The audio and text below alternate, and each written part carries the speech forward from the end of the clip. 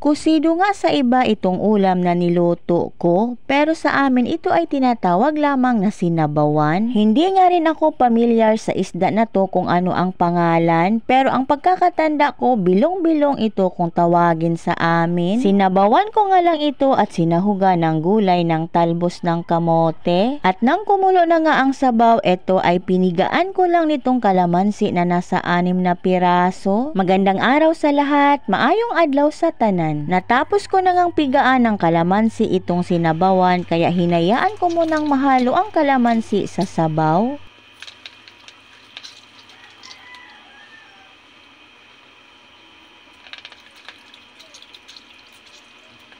Dahil madali ang luto lang naman ito, kaya eto, naglagay na nga ako dito sa mangkok. Ganito na nga ang kanyang laman at nagustuhan ko naman.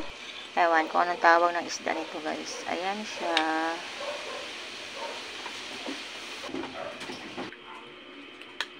Kain tayo. Ito ang laman niya. Ayan.